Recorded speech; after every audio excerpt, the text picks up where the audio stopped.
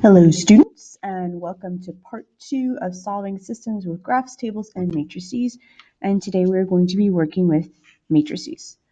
This may not be a word that you have heard before outside of the movie The Matrix. So this is the plural word right here. It means more than one. And matrix is the singular. So a matrix is just a structure. It's kind of like a table or a chart with a certain number of rows and a certain number of columns. Solving systems of equations using inverse matrices. All right, and these are both calculator methods. There are ways to do them by hand. Depending what you do in college, you may learn to do them by hand, but this year you're just going to learn to do them with a calculator. So we are still solving systems of equations. So we're still basically finding intersection points. Okay, so we're still basically finding intersection points of lines. And in fact, in this example, you'll notice I've got X, Y, and Z. So these are basically lines in 3 dimensions, so like that.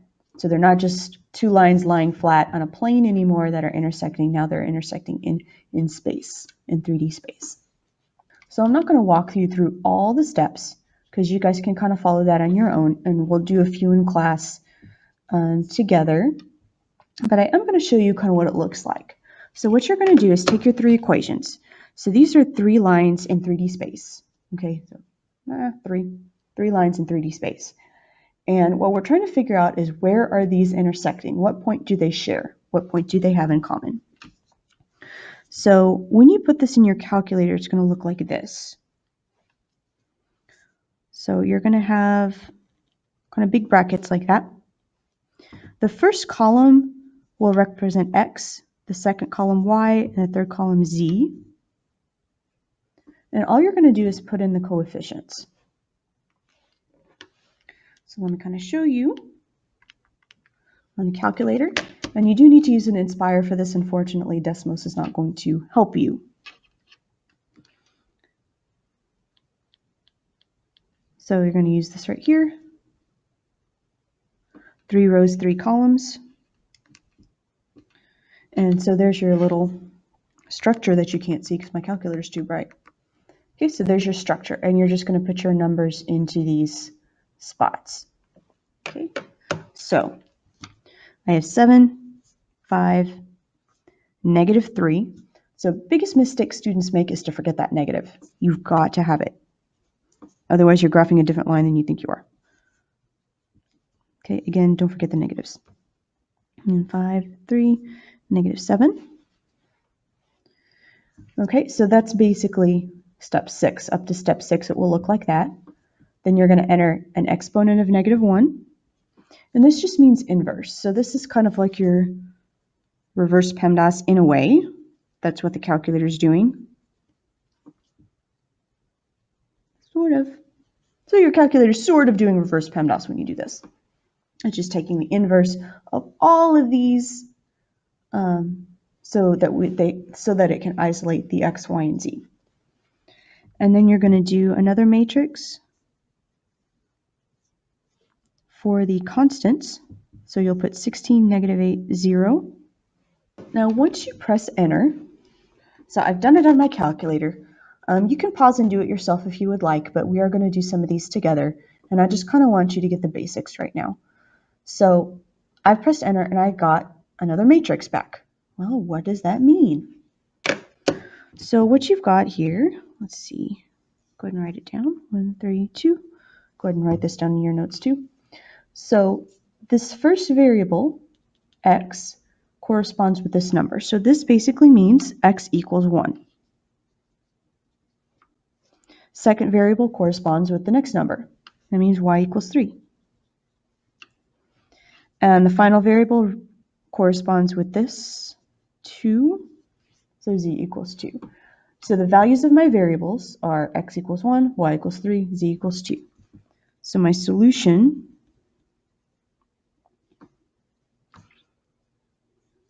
and it's kind of like an ordered pair, but we're going to put it just as an ordered triple like that.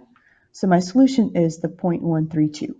So let's try number 1. And I want you to go ahead and do this one with me. So solve each system by using matrices. So now this is just a normal linear system. We're finding the intersection points.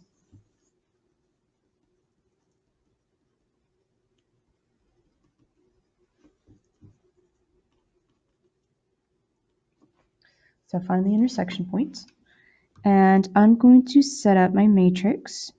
So now this one, I've only got 2 variables and 2 equations. So I'm going to set up 2, -4, -4, 6. Then you'll have your -1 power. And then your matrix there for the constants, 12, -16. And let's see what that equals. So go ahead and pause the video and enter that in your calculator. So hopefully you're back. Hopefully you tried it in your calculator and it should look something like that. And here's the matrix I get back. Oops. And what this means is that my 2 lines intersect at, here's my x value, here's my y value. So my lines intersect at the point -2, -4. Now we have a second method, so go ahead and flip your foldable over. And the second method is also a calculator method. There's a way to do it by hand, and I'm going to show it to you in just a minute, sped up. And we're going to be solving the same system of equations. Again, solving systems of equations means basically we are finding the intersection point.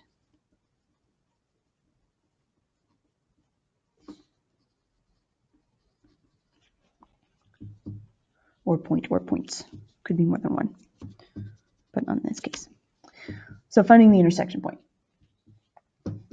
Okay, so I'm going to set up my matrix. This time, I'm going to make it 4 columns by 3 rows. So it's going to look like this once you get it in your calculator.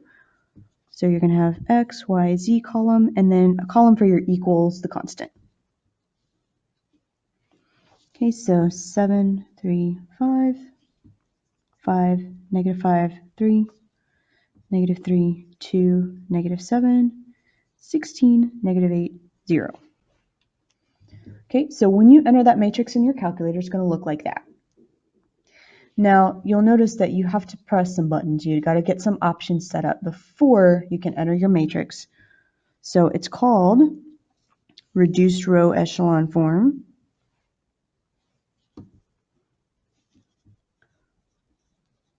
So you're basically going to have huge parentheses around your matrix like that in your calculator when you do this. Okay, and then you'll get your answer, and I will show you how to read the answer. Okay, so go ahead and pause the video and enter this if you would like to work it with me, and we'll be right back with the solution. Okay, and we're back. So if you did this in your calculator with me, you should get a result that kind of looks like this. And you'll notice that the last column, 1, 3, 2, is the same as it was before, which is a good thing because if we have the same system, we should get the same solutions. So what this means, notice I have a 1 for the x and a 0 for y and z. That means x equals 1. And then my next row, I have a 1 for the y, 0 for x and z. That means y equals 3. And last row, I have 0x, 0y, 1z. So z equals 2. So my solution, just like before, is 1, 3, 2. Okay, and notice it is the exact same solution we had on this side, just 2 different methods that the calculator can do to get you that solution. So I'm just real quickly going to show you a sped up version of what this looks like if you do it by hand.